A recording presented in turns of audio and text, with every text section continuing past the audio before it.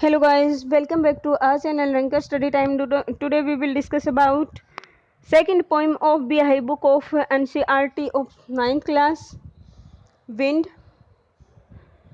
So we will discuss question answer. First question है What are the things the wind does in the first stanza? क्या क्या चीज़ें हैं जो wind करती है पहले स्टेंजा में?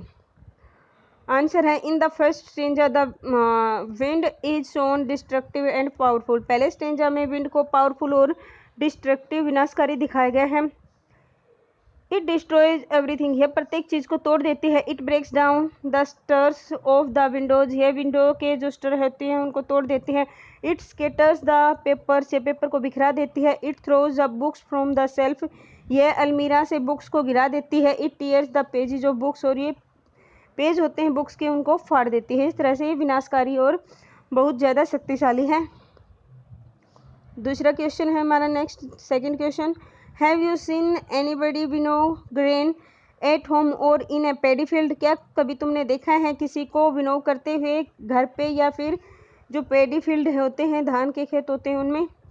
वाट विनोविंग, विनोविंग क्या है?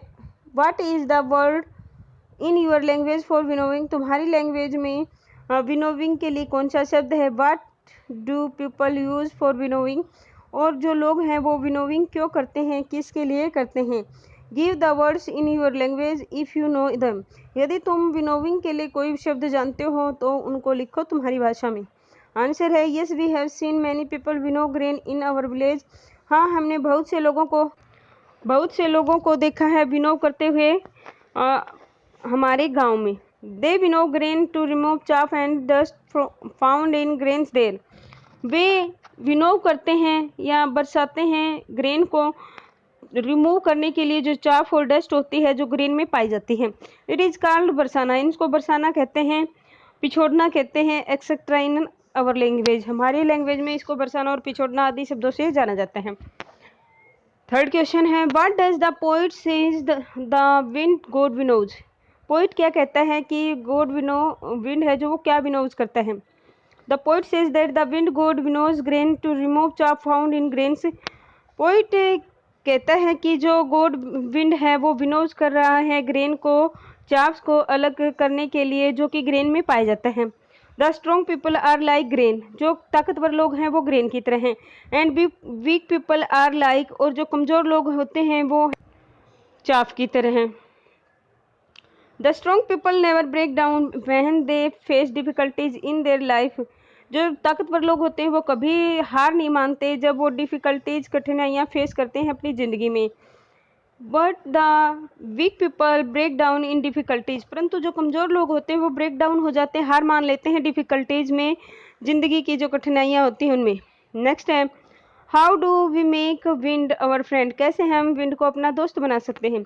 We should build strong houses and firm the doors, this mean that the hurdles of life which are symbolized through wind are not always harmful because these are only harmful for weak people. हमें अपने जो घर हैं वो strong बनाने चाहिए और अपने दरवाज़ों को अच्छे से फिक्स करना चाहिए।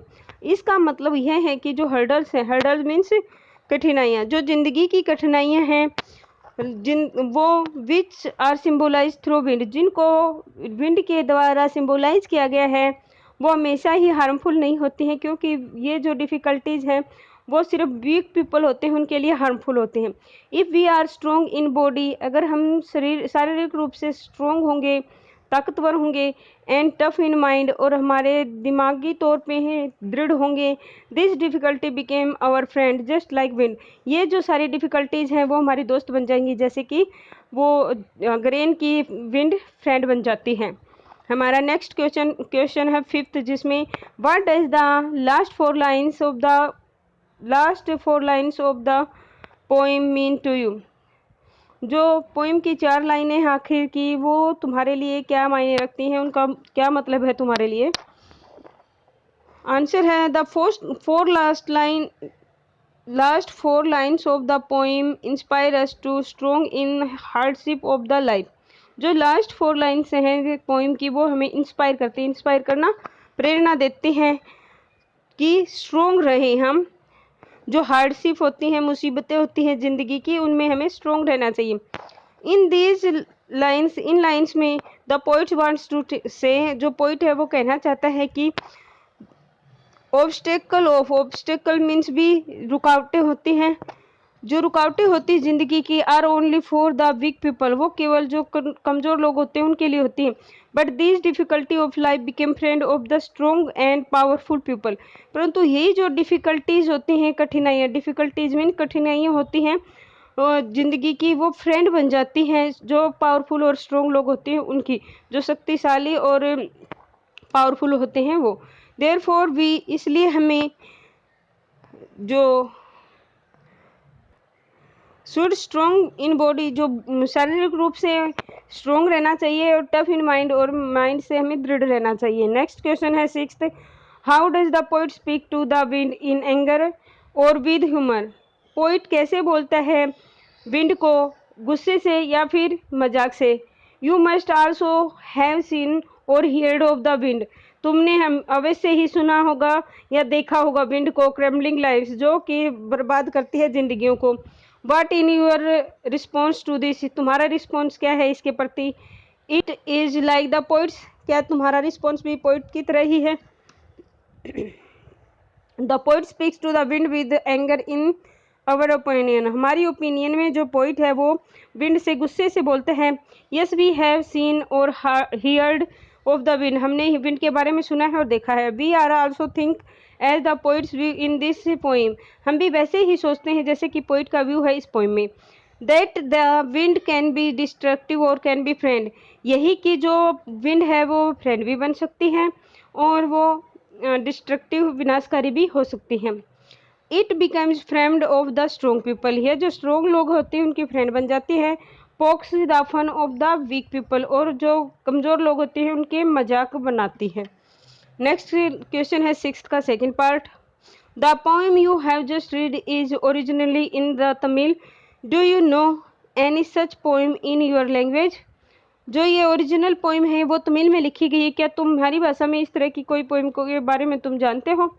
आंसर है yes we have read such as this poem in Hindi, हाँ हमने भी इसी पोइम की तरह हिंदी में पोइम पढ़ी है। इट इज़ तूफान रिटन बाय नरेश अग्रवाल, यह इसका नाम तूफान है जो कि नरेश अग्रवाल के द्वारा लिखी गई है। Thank you guys, please like my video and share also and subscribe my channel. Thank you.